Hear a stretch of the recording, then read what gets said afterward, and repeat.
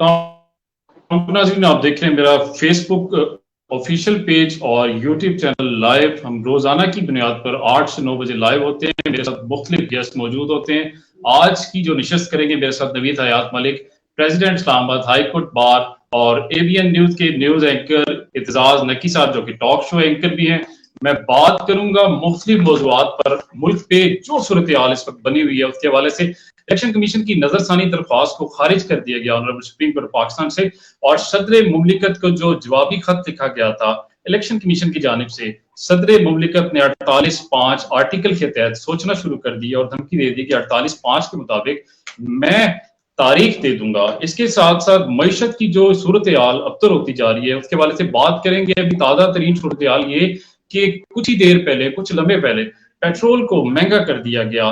Petrol 21 और diesel 19 रुपए महंगा कर दिया गया। इसके साथ साथ इमरान खान की दरख्वास्त कासिम और सुलेमान से टेलीफोनिक राब्ते के हवाले से थी, उसके हवाले से भी हम बात करेंगे। इमरान खान का मुस्तकबिल, मुल्क में जो बहरान की सूरत हाल है, और वकला तहरीक की बात की जा रही है, कहा जा रहा है वकला तहरीक का आगाज किया जाएगा, उसके हवाले से तमाम मौज़ूआत पर बात होगी। और आप तमाम व्यूअर्स का शुक्रिया कि आप हमें इस वक्त फॉलो कर रहे हैं, लाइक कर रहे हैं, शेयर कर रहे हैं और हमारे गेस्ट की आराम भी सुनेंगे। नवीद साहब, आपकी जानिब आना चाहूंगा, आपसे जानना चाहूंगा, माहिर कानून है, president Islamabad high court bar association है, मलिक साहब क्या कहना चाहेंगे, कैसे देखते हैं कि ऑनरेबल सुप्रीम कोर्ट ने नजरसानी दरख्वास्त को खारिज कर दिया इलेक्शन कमीशन की, और इलेक्शन कमीशन ने नजरसानी दरख्वास्त में जो प्ली ली थी वो भी आप जानते हैं, 90 रोजा इलेक्शन होना था, 90 रोज योमिया के अंदर honourable supreme court of Pakistan ने जो बात की वो भी आप बखूबी दिमाग आई। क्या कहना चाहेंगे सारे मामला? देखिए, जो नजरसानी की दरखास्त थी जो इलेक्शन कमीशन की, वो तो इस वक्त इनफ्रक्चर सी हो चुकी थी क्योंकि वो टाइम ही लैप्स कर चुका था। तो जहां तक करेक्शन कराने का सवाल है कि आर्टिकल 224 जो कॉन्स्टिट्यूशन का है, और that is very much clear कि जब असेंबली अगर अपनी टर्म्स पूरी करके वो डिसॉल्व होती है तो फिर विद इन 60 डेज, और अगर जो है वो अपनी टर्म से पहले उसको डिसॉल्व किया जाता है तो फिर 90 डेज उसमें इलेक्शन का इनेकाद होना चाहिए। और वो इसी हवाले से सुप्रीम कोर्ट ने जो रिमार्क्स भी दिए, मुतअद्दिद दफा उन्होंने कहा कि हम तो आपका केस समझ गए लेकिन आप हमारा जो है वो ऑर्डर वो नहीं समझ सके, कि हमने यही ऑर्डर किया था कि आइन के मुताबिक जो है वो 90 डेज के अंदर इलेक्शन जो है वो होने चाहिए जब असेंबली डिसॉल्व होती है।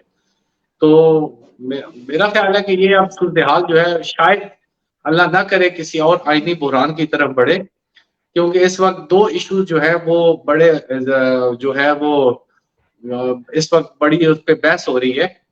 एक तो ये है कि आर्टिकल, जैसे आपने जिक्र किया, आर्टिकल 48 सबसेक्शन 5, उसके तहत जब सदर असेंबली डिसॉल्व करता है तो फिर वो जो है वो इलेक्शन की डेट देगा जो कि 90 डेज से ज्यादा नहीं होगी। और जो इलेक्शन कमीशन है उसका मौकफ है कि article 58(1) of the constitution and article 57 and 58 of the election act 2017, उसके तहत जो इलेक्शन की डेट है वो देने का इख्तियार जो है वो इलेक्शन कमीशन के पास है। तो अब ये देखें, अल्लाह पहले ही हम इतने आईने बुरानों से गुजर रहे हैं।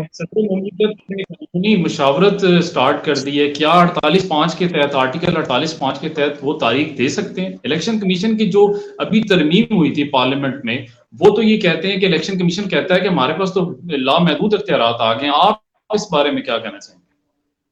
देखिए, आर्टिकल 48(5) की अगर आप वर्डिंग पढ़ेंगे तो उनकी वर्डिंग तो यही है कि जब सदर असेंबली डिसॉल्व करता है तो फिर वो डेट देगा इलेक्शन के इनेकाद के लिए जो कि 90 डेज से ज्यादा नहीं होगी।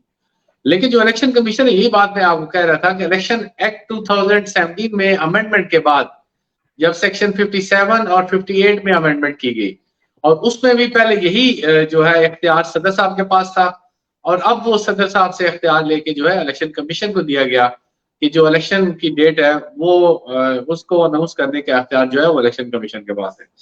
अब ये एक और पहले ही हम बहुत सारे बहरानों से गुजर रहे हैं, और मुल्क की जो मौजूदा मैशत की सूरत हाल है वो आपके सामने है कि इस वक्त जो बिजली के बिल ही नहीं अदा कर पा रहे लोग, तो ऊपर से पेट्रोल महंगा और बाकी जो चीजें हैं, पता नहीं हम किस तरफ जा रहे हैं, और एक आम आदमी का गुजारा किसी तौर पे भी मुमकिन नहीं है। और जब एक आदमी अपने बच्चों को भूखा मरते हुए देखेगा तो वो फिर क्या, आपको पता है कि वो मलिक साहब मैं सिविल नाफरमानी। मलिक साहब मैं इससे आने बात हूँ मलिक साहब इससे आने बात हूँ एतजाज नकी साहब ABN न्यूज़ के एंकर हैं। मैं इनसे जानना चाहूँगा, तजियाकार भी हैं और बड़ी गहरी नज़र रखते हैं। नकी साहब मैं आपसे ये जानना चाहूँगा, एक शोर बरपा है कि बिजली के बिलों के हवाले से जो बात चल रही थी, क्या मीडिया पे पाबंदी लगा दी गई है? क्या मीडिया अब इसको कवरेज नहीं कर सकता? जो इलेक्ट्रिसिटी के बिल्स के हवाले से बात हो रही थी, कल से खबर आना बंद हो गई है। आप क्या कहना चाहेंगे इस बात से? बहुत शुक्रिया वक्त देने के लिए। नहीं, अभी तक मैं खुद चूंकि मीडिया के साथ हूं और अभी कुछ देर पहले ही मैं ये न्यूज़ करके आया हूं। पूरा दिन हम कवरेज देते रहे।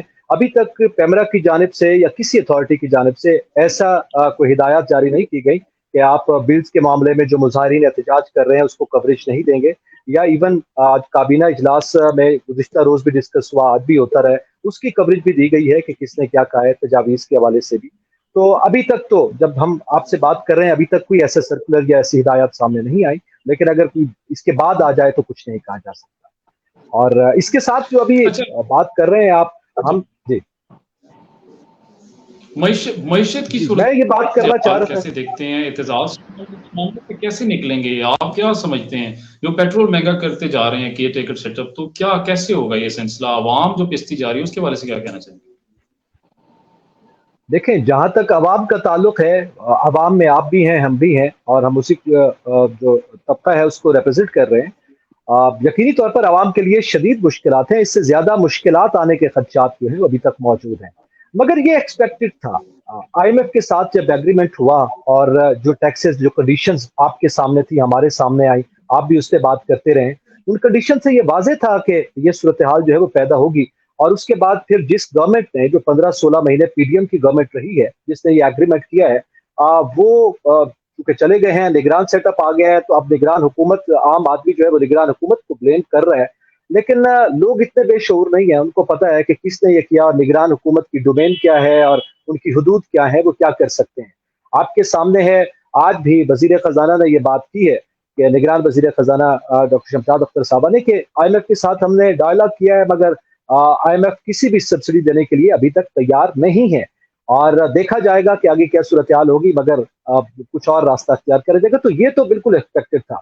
अब जहां तक ये बात है कि हम सिर्फ मुआशी बहरान का शिकार नहीं है, हम इससे पहले आईनी बहरान का शिकार थे, और वो अभी पैरेलली चल रहा है, जिसका अभी जिक्र किया जा रहा था कि इलेक्शन कमीशन का मामला है, किस तरह रिव्यू पिटीशन गई, किस तरह से नजर सानी की अपील थी वो खारिज की गई, या वो अख्तियारात की बात है। आज कोर्ट में ये रिमार्क्स भी सामने आया मोअज़्ज़ज़ जज साहबान के कि इलेक्शन कमीशन इख्तियार की बात कर रहा है, और ये रिमार्क्स जजेस साहबान के थे कि जनाब मामला इख्तियार का नहीं है, इख्तियार आपका है, मेरा है, उसका है, इख्तियार की बात नहीं है। बात यह है कि आम आदमी के मामलात हैं, उनकी अवाम की नुमाइंदगी उनके हवाले की जाए और उनको वोट कास्ट किया जाए। 90 रोज में आइन कहते हैं इख्तियार दे दिया जाए। अगर आपके पास भी इख्तियार है, 90 रोज में इंतखाबात हो जाने चाहिए और साफ और शफाफ इंतखाबात हो जाने चाहिए।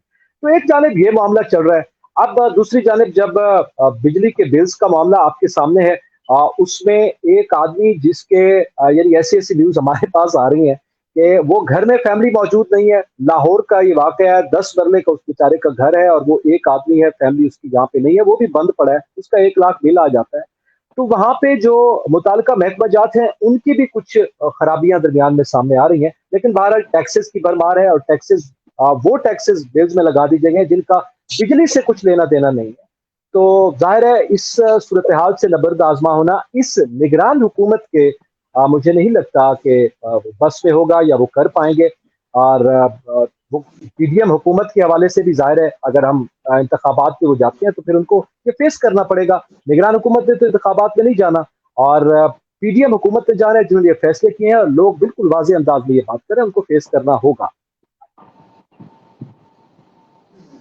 इत्तेज़ाज़ साहब, मैं आपकी जानिब लौट के आता हूँ। मैं मलिक साहब से जानना चाहूंगा, मलिक साहब ये जो मामलात चल रहे हैं, बिजली के बिलों में इजाफा किया गया, पेट्रोल की कीमतों को बढ़ाया जा रहा है, कानूनी एतबार से कानूनी नुक्ता क्या कहता है? केयर टेकर सेटअप के पास जो निगरान सेटअप होता है, इसके पास कितने इख्तियारात होते हैं कानून में, कि ये क्या क्या इनकी लिमिट्स होती हैं और कौन से इख्तियारात होते हैं, ये क्या क्या कर सकते हैं अपने इस 3 महीने के टेन्योर में? आप क्या कहना चाहेंगे?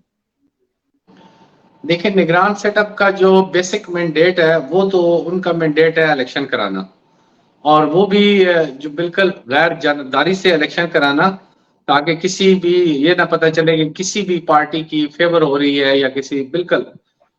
तो इस पे आपने देखा होगा कि इस दफा जो निगरान हुकूमत है उनका जब क्या अमल में आया तो उससे पहले कुछ अमेंडमेंट की गई और इनको इख्तियारात दिए गए मजीद, और इनको मुआहदाजात करने के भी ये इख्तियारात दिए गए और भी इनके इख्तियारात में इजाफा किया गया। लेकिन मैं समझता हूँ कि इनके जो बेसिक जो इनका इख्तियार है वो है इनका फ्री एंड फेयर इलेक्शन कराना। अच्छा मलिक साहब, एक सवाल और ले लें साथ ही। मैं ये जानना चाहूंगा, अगर इनका इख्तियार ही नहीं है इस मामले का तो ये कैसे बढ़ा रहे हैं इन चीजों को, ये कैसे कर रहे हैं? मलिक साहब प्रेसिडेंट हाई कोर्ट हैं, आपकी क्या इस हवाले से स्टेटमेंट होगी? आप ही कुछ बता सकते हैं कानूनी एतबार से, ये कैसे कर रहे हैं फिर? देखिए, मैंने एक प्रेस रिलीज भी जारी की इस हवाले से, और इस बात पे इसको सख्ती से इसको कंडेम भी किया, और वो कहा भी कि मुतलका जो इदारे हैं और हुकूमत को कि इस पे फौरी तौर पे नजरसानी करे। देखिए, मैंने आपको शुरू में भी कहा कि पहले इनके इख्तियारात नहीं थे, लेकिन इस दफा इसमें अमेंडमेंट करके आइन में इनमें इनको दिए गए। जो पिछली जाने वाली हुकूमत थी उसने इनके इख्तियारात में इजाफा किया, उसके तहत आप जो है वो ये सारे काम किए जा रहे हैं, और बिजली का बिल, बाकी पेट्रोल, सारी कीमतें बढ़ाई जा रही हैं। और मुझे लगता है कि जो मुश्किल फैसले थे वो पिछली हुकूमत के करने की बजाय निगरान हुकूमत पे छोड़ दिए गए हैं, ताकि किसी सियासी जमात पे उसका असर न पड़े और वो एहतजाज भी होता रहे दूसरी साइड पे और काम भी होता रहे। तो मुझे तो इसका यही मंतक नजर आता है। अच्छा मलिक साहब, एक सवाल और मलिक साहब ले लें, फिर मैं एतजाज साहब की जानिब यही सवाल रखूंगा। इमरान खान के मुस्तकबिल को कैसे देखते हैं? इमरान खान साहब के जितने भी केसेस चल रहे हैं, 190 प्लस केसेस इस वक्त हो चुके हैं, कैसा देखते हैं इमरान खान के मुस्तकबिल को? और एक दरख्वास्त भी दायर की कासिम और सलेमान से मिलने की। एतजाज साहब आपसे भी यही सवाल होगा, कैसा देखते हैं? आज दरख्वास्त को एक्सेप्ट कर लिया गया कि उनकी बात करवाई जा सकती है, आप उनके मुस्तकबिल को कैसे देख रहे हैं? देखिए, मुस्तकबिल का हाल तो अल्लाह के सिवा कोई नहीं जानता।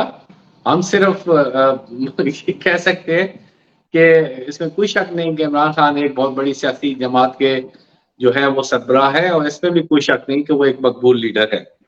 तो उनका अनफॉर्चुनेटली जो 9 मई के वाकयात में उसके बाद उनका ग्राफ तेजी से गिरा है, और अब उन्होंने इस चीज को, अब वो कैसे निकलते हैं इस चीज को, कैसे जो उनको ये डैमेज कॉज हुआ है उसको कैसे रिपेयर करते हैं, ये अब उन पे डिपेंड करता है कि, और उनकी पार्टी पे डिपेंड करता है कि वो किस तरीके से इसको फेस करते हैं।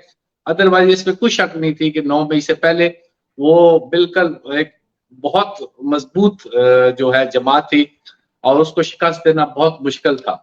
लेकिन 9 मई के बाद उनका ग्राफ बड़ी तेजी से गिरा है।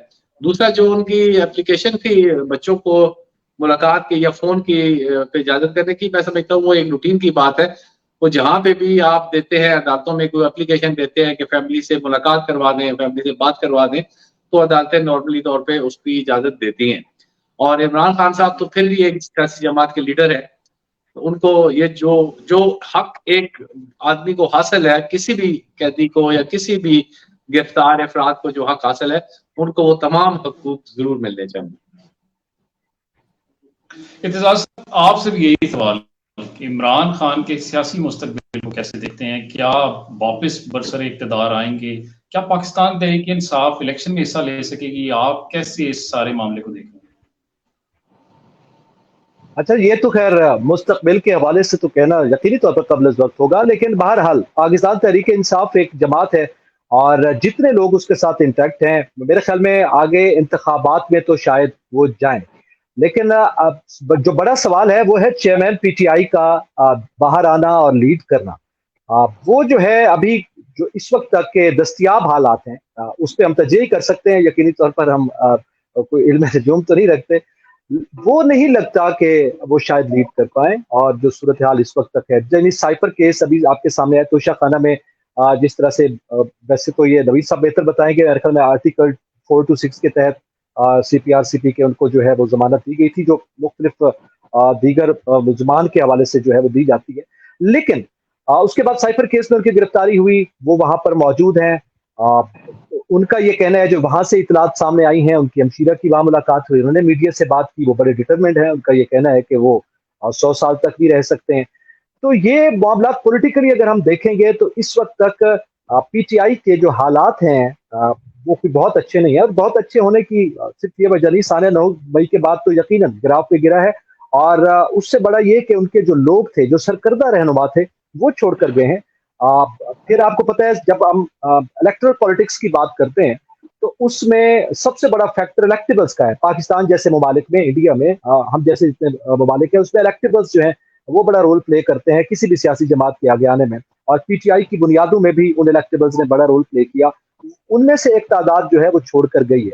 वो कि जो उनका बेसिक वर्कर है वो ताहाल उनके साथ मौजूद है, वो अपनी मेहनत करेगा। आइंदा इंतखाबात के लिए वहां पे सोचा भी जा रहा है, लेकिन आइंदा इंतखाबात में खुद खान साहब का लीड करना, ये अभी तक क्वेश्चन मार्क है। हालात पलटा खा सकते हैं अगर हम सियासी तारीख के हालात देखें। कोई लंबी तारीख नहीं, अपने मुल्क की तारीख को ही देखें तो हमने देखा है कि बहुत सी सियासी जमातों पे मुश्किल वक्त आए हैं, मगर उनके लीडरशिप पे और जो पहली लेयर की लीडरशिप है, फिर सेकंड लेयर लीडरशिप जो होती है, उसके विजडम पे डिपेंड करता है कि वो उसको किस अंदाज में आगे लेके चलते हैं। क्योंकि बहरहाल सियासी जमातों में हमने देखा है कि बड़े स्ट्रिक्ट स्टांस भी रहे हैं, लेकिन बहुत से कंप्रोमाइजेस भी हुए हैं। अगर ये इस स्टेज पर आते हैं, यानी कंप्रोमाइज वाली जो हमारी हिस्ट्री एक रही है, तो शायद सूरत हाल जो है वो मुख्तलिफ हो सकती है। और कुछ ऐसी इतलात जो हैं अभी कंफर्म नहीं है, मगर ये कहा जा रहा है कि मामला जो है वो हल हो सकते हैं। अगर ऐसा हो गया तो बहरहाल पाकिस्तान तहरीक इंसाफ इस मुल्क की एक बड़ी सियासी जमात है और वो इसमें हिस्सा लेगी। और इस वक्त जो मुआशी हालात की आप बात कर रहे थे, उसमें जैसे मैंने इब्तिदा में कहा, हर जबान पर आप भी लोगों में जाते हैं, हमारा काम यही है, तो हर जबान पर यही है कि पीडीएम हुकूमत ने मुआशी बहरान जो है वो पैदा किया है। तो उनको, और वो खुद कहते रहे, पीडीएम हुकूमत खुद कहती रही कि हमने अपनी सियासी कीमत अदा की है मईशत को बचाने के लिए। हमने कहा सियासत नहीं मगर मईशत बेहतर होनी चाहिए। तो यकीनी तौर पर वो उनको पे करना पड़ेगा। और उसका अल्टीमेटली जब हम पॉलिटिकल साइंस की बात करते हैं तो उसमें जो उसकी मुखालिफ जमात होती है उसका उसको फायदा होता है, वो मकबूल होती है, वो उसका फायदा भरपूर तरीके से उठाते हैं। शर्त यह है कि वो उनको उस फायदा उठाने का अंदाज आता हो। तो इसलिए इस वक्त पीडीएम में, यानी इंटरेस्टिंग बात जो इस वक्त पॉलिटिकल सिनेरियो में है वो ये है कि इस मुल्क की तमाम सियासी जमातें पीडीएम में शामिल थी। पीपल्स पार्टी शामिल नहीं थी, बहरहाल हुकूमत का हिस्सा रही, पीडीएम का हिस्सा नहीं थी मगर वो हुकूमत का हिस्सा रही। तो ये तमाम पाकिस्तान की जो बड़ी सियासी जमातें हैं वो हुकूमत में थी। और उसके बाद ये मुआशी बहरान आया, उनको जाना पड़ा, और उसके बाद आज अवाम सड़कों पर है और वो दुहाई दे रहे हैं। निगरान सेटअप से तो यकीनी तौर पर डिमांड्स की जा रही हैं कि उनके मसाइल को हल किया जाए। आम आदमी नहीं जानता कि उनकी लिमिट्स और हुदूद और अख्तियारात कितने हैं। जैसे अभी नवीद साहब ने बताया, वो इससे बेहतर बता सकते हैं कि कितने अख्तियारात हैं, मगर वो इस हद तक अख्तियारात हैं कि आप इनके मसाइल हल अगर हो सकते हैं तो कर लें। मगर मैं पिछला सवाल जो आपका था ना, जैसे आपने नवीद साहब के भी सामने रखा है, वो थोड़ा सा उसमें ये ऐड करना चाहूंगा कि इस निगरान सेटअप के पास जो कुछ तरामीम हुई उसमें किसी हद तक इख्तियारात ज्यादा दिए गए। उनके पास कुछ गुज़िश्ता निगरान हुकूमतों के रिश्ते ज्यादा इख्तियारात हैं, मगर आईएमएफ से जो एग्रीमेंट हुआ है उससे आप आगे नहीं तजावुज कर सकते। और उसमें तो चाहे पीडीएम की हुकूमत होती या आज पीडीएम पीटीआई की हुकूमत हो किसी सियासी जमात की, जब आपने एक एग्रीमेंट कर लिया है, एक इंटरनेशनल ऑर्गेनाइजेशन के साथ, आईएमएफ के साथ कर लिया है, तो आपके हाथ बंधे हैं। फिर आपके ये मुआशी बहरान हैंडल करना कि जनाब उनसे आप सब्सिडी ले सकेंगे या उनको कहेंगे ये आप रिवर्ट कर दें, ये मुमकिन नहीं है, ना इस निगरान सेटअप के लिए, ना अगले आने वाली हुकूमत के लिए, ना वो जमातें जो इस वक्त कह रही हैं, जो कल हुकूमत में थी और आज उनके बयानात आ रहे हैं कि जनाब हमें बड़ा अफसोस है, ये बिल में इजाफा नहीं होना चाहिए और हुकूमत को देखना चाहिए। तो ये बयान देने वाले भी जानते हैं कि कितनी हद तक आज़ाद है ये निगरान हुकूमत, या कोई भी आने वाली आइंदा मुंतखब हुकूमत आज़ाद होगी मुआशी महाज। मैं आपकी जानिब आता हूँ। नवीद हयात मलिक साहब मुस्कुरा भी रहे हैं। मैं इनसे जानना चाहूंगा मलिक साहब, साइफर केस के हवाले से कानूनी एतबार से क्या समझते हैं? क्या ये मामला इतना टफ हो गया कि इमरान खान और शाह महमूद के लिए बचना मुश्किल हो जाएगा? कानूनी एतबार से आप क्या समझते हैं? जो साइफर है वो डॉक्यूमेंट आप बेहतर समझ सकते हैं कि सीक्रेट डॉक्यूमेंट होता है, सीक्रेट वर्ड्स में आता है, उसको एक तो पब्लिक कर देना, लीक कर देना और उसके हवाले से बात करना, कहा यह जाता है कानून जुर्म है। आप हवाले से क्या राय है? देखिए, शायद आपकी मालूमात कुछ अर्सा पहले तक है, इस वक्त 190 केसेस नहीं है, 200 से भी तादाद जो है वो बढ़ चुकी है। लेकिन मैं ये समझता हूँ कि जो खतरनाक मुकदमात हैं जो इमरान खान साहब के लिए मुश्किलात पैदा कर सकते हैं, वो ये 2-3 मुकदमात हैं, जिनमें से एक मुकदमा जो है ये तोशाखाना केस का है, दूसरा मुकदमा साइफर केस का है और तीसरा जो है 9 मई के वाकयात के हवाले से है। जो साइफर के मुकदमा है, जी बिल्कुल मैं ये समझता हूँ कि वो उनके लिए काफी मुश्किलात पैदा कर सकता है। वो एक सीक्रेट डॉक्यूमेंट था और फिर उस पे भी ये बात कि वो कहना कि वो डॉक्यूमेंट गुम हो गया है। तो ये बिल्कुल इनके लिए कल मुश्किलात में इजाफा भी कर सकता है। और एक तो तोशाखाना केस में अभी उनकी सजा सिर्फ सस्पेंड हुई है, अपील उनकी अभी तक पेंडिंग है और उसको मेरिट पे अभी डिसाइड होना है। और इसमें अभी फिर वो कुछ अरसे बाद इसमें भी ट्रायल शुरू हो जाएगा। और ये जो मुकदमा है ये भी इनके लिए बहुत जो है वो टफ साबित हो सकता है। अच्छा, मलिक साहब, आपके होते हुए मैं व्यूअर्स को भी आपकी वसासत से बात पहुंचाना चाहूँगा, आपके थ्रू बात पहुंचाना चाहूँगा। अक्सर आवाम बात करते हुए नज़र आती है कि जो सस्पेंशन हुई सज़ा के हवाले से तोशाखाना, लेकिन वो साथ में ये भी राय रखते हैं कि फिल फोर्स सब कुछ ख़त्म क्यों नहीं हो गया। तो मैं कानूनी एतबार से चाहूँगा कि आप थोड़ा सा क्लियर कर दें हमारे व्यूअर्स को, ताकि आपकी आवाज़ सुनी जाती है पूरे पाकिस्तान में, ताकि उनको अंदाजा हो सके कि सस्पेंशन और अपील की समाअत में काफी फर्क होता है। काइंडली ये जरा आप इस पे रोशनी डालें। देखिए, जब आपको किसी मुकदमे में ट्रायल कोर्ट जो है वो सजा देती है, तो उस सजा या एक्विट करती है, दोनों सूरतों में दोनों पार्टियां जो है उनको ये अख्तियार होता है कि अगर कोई एक्विट हुआ तो उसके खिलाफ भी अपील दायर की जा सकती है, और अगर किसी को कन्विक्शन होती है तो उसके खिलाफ भी अपील दायर की जा सकती है। तो जब इमरान खान साहब को ट्रायल कोर्ट ने 3 साल की सजा और 1 लाख रुपया जुर्माना दिया, तो चेयरमैन पीटीआई ने उसके खिलाफ अपील की, जो कि इस्लामाबाद हाई कोर्ट में जेर समाअत थी और ऑनरेबल चीफ जस्टिस साहब की सरबराही में 2 रुकनी बेंच ने उसकी समाअत की। जब भी आप कन्विक्शन के खिलाफ कोई अपील दायर करते हैं, तो उसके साथ एक एप्लीकेशन होती है, that is under section 426 CrPC. और उसमें इस्तदा सिर्फ इतनी सी होती है कि चूंकि नॉर्मली हमारे कोर्ट्स पे बहुत ज्यादा बर्डन है, बहुत ज्यादा केसेस जेर समाअत होते हैं, तो उसमें यही इस्तदा होती है, चूंकि मेन अपील के डिसाइड होने में काफी वक्त लगेगा, लिहाजा till the decision of the main appeal जो मेरी जो सजा है उसको सस्पेंड किया जाए और मुझे बेल आउट किया जाए, मुझे बेल पे रिहा किया जाए। और उसमें भी कैटेगरीज है कि 3 साल, 4 साल, 5 साल, 6 साल, 7 साल, 7 साल तक की सजा को हम शॉर्ट सेंटेंस कहते हैं। हालांकि ये कोई एब्सोल्यूट लॉ नहीं है कि 1 साल की सजा हो या 2 साल की या 3 साल की तो हर सूरत में जो है वो सस्पेंड हो। This is not a right जो हम कहते हैं कि as a matter of right मुझे हासिल है, तो वो ये आपको हक नहीं है। ये कोर्ट की डिस्क्रिप्शन है कि कोर्ट जो है वो सुनने के बाद, रिकॉर्ड देखने के बाद ये फैसला करे कि क्या उसमें इतने लकूनास हैं या इतने डिफेक्ट्स हैं कि मीनवाइल सजा को सस्पेंड कर दिया जाए। It's only up to the court, ये कोई उनका राइट नहीं है। तो कोर्ट ने इसमें भी 3 साल की सजा थी, बाकायदा आर्गूमेंट सुने, इनके भी सुने, दूसरी पार्टी के भी सुने, और दोनों के आर्गूमेंट सुनने के बाद उन्होंने इसकी सजा वो एप्लीकेशन मंजूर की और इनकी सजा को सस्पेंड किया। अब यहाँ ये बात भी जो है वो समझने वाली है कि अभी इनकी सजा सस्पेंड हुई है, अभी इनकी कन्विक्शन जो है वो अभी तक इंटैक्ट है, इनकी जो नाअहली है 5 साल की वो अभी तक इंटैक्ट है, वो सस्पेंड नहीं हुई, वो खत्म नहीं हुई। सिर्फ जो है वो till the decision of the main appeal इनकी जो कन्विक्शन है वो सस्पेंड हुई है। और अगर मेन अपील इनकी मंजूर होती है और उसमें इस सजा को सेट असाइड कर दिया जाता है, तो फिर इनकी जो है वो कन्विक्शन खत्म होगी और इनकी नाअहली भी 5 साल की खत्म हो गई। अदरवाइज वो दोनों चीजें अभी तक इंटैक्ट है। अभी फॉर द टाइम बीइंग इनको एक तरह की सिर्फ जमानत मिली है इस मुकदमे में। अच्छा मलिक साहब, मैं एक और सवाल आपसे करना चाहूँगा। मुल्क इसको जो मईशत की अब तक सूरत हाल है, आप क्या राय रखते हैं? आप माहिर कानून तो हैं लेकिन गहरी नज़र रखते हैं, आप अच्छा तजिया भी कर सकते हैं। मुल्क को इस बुरान से कैसे निकाला जा सकता है मलिक साहब? ये जो जिस स्टेज पे हम खड़े हो गए हैं आके, जहाँ पे एक नॉर्मल घर का 50,000 बिल आ रहा है, क्या होना चाहिए मलिक साहब? कैसे होगा? ये आपसे सवाल है। और और हर शख्स ये सवाल लिए इस वक्त कर रहा है। देखें, बदकिस्मती से हमारे मुल्क की सूरत हाल दिन ब दिन खराब होती जा रही है, और मैं ये समझता हूँ कि आज तजिया एक आ रहा था कि हम इवन श्रीलंका से तो चलें छोड़ें, बांग्लादेश से तो छोड़ें, इंडिया से तो छोड़ें, अफगानिस्तान से भी आपकी करेंसी जो है वो डाउन हो चुकी है। और आप जो एशियन कंट्रीज हैं उसमें से सबसे ज्यादा जो है वो जो आपके करेंसी का रेट कम है वो आप पाकिस्तान का है।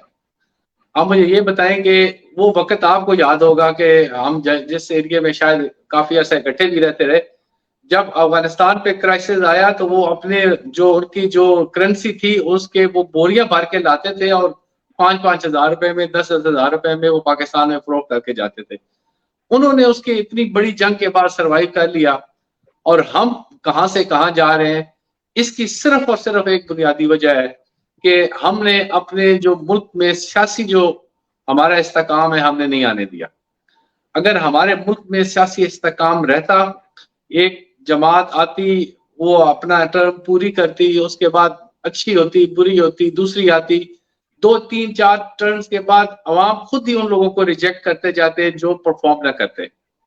देखिए, इंडिया में आज तक कभी माशाल्लाह नहीं आया, किसी और मुल्क में आप देखें, हमने अपने मुल्क में सियासी इस्तेकाम नहीं आने दिया। सियासी अदम इस्तेकाम इसकी बुनियादी वजह है, और अभी भी यही एक मौका है और यही एक रह गई है कि आप अपने मुल्क में बर वक्त इंतखाबात होने दें, और उसके बाद जब इंतखाबात हों तो मुल्क का जो इक़्तिदार है वो इस मुल्क के मुंतखब जो नुमाइंदे हैं उनके हवाले करें। जब तक आपका इक़्तिदार मुंतखब नुमाइंदों के पास नहीं है, आपको कोई दूसरा मुल्क भी नहीं पूछता। उन्हें भी पता होता है कि ये इंटरिम हुकूमत है, ये फॉर द टाइम भी एक हुकूमत है, ये कुछ दिन है, कुछ नहीं है, ना कोई आपसे मुआहदा करता है, ना कोई आपको इमदाद देता है, ना कोई आपकी रिस्पेक्ट करता है। आपकी इज्जत उसी वक्त होगी जब मुल्क में एक मुंतखब हुकूमत होगी और उसको तमाम इख्तियारात हासिल होंगे, तो फिर ही इस मुल्क में इस्तेकाम आ सकता है। मैं समझता हूँ दूसरी सूरत में बहुत मुश्किल है। इत्तेज़ाज़ साहब, प्रोग्राम के 6 से 7 मिनट बाकी, आपसे भी यही सवाल कि मुल्क को इस बुरान से कैसे निकाला जाए। पेट्रोल की अभी कीमत बढ़ा दी गई, ट्रिपल सेंचुरी को क्रॉस कर गया, तमाम लोगों के मसाइल अब एक जैसे हैं, बिल बिजली का 50,000 नॉर्मल आ रहा है, कैसे निकाला जा सकता है, कौन इसको निकालेगा और कैसे होगा? जी, यकीनन जैसे अभी तवीब साहब ने एक बड़ी वजह बताई है हल की, मैं भी उसमें ऐड करता हूँ। लेकिन अभी जैसे आपने जिक्र किया है कि डॉलर की कीमत अभी मजीद बढ़ने वाली है, पेट्रोलियम मसनूआत की कीमतें आज बढ़ी हैं, इसके बाद आइंदा 15 दिनों बाद फिर बढ़ेंगी, इसमें भी इजाफा होगा। हाँ, ये कोई मौजज़ा हो जाए कि आलमी सतह पर एकदम पेट्रोलियम मसनूआत की कीमतें नीचे आ जाएं तो शायद इनको कोई कुशन मिल जाए। इसी तरह आपके इल्म में होगा, आज हमारी स्टॉक मार्केट क्रैश कर गई है।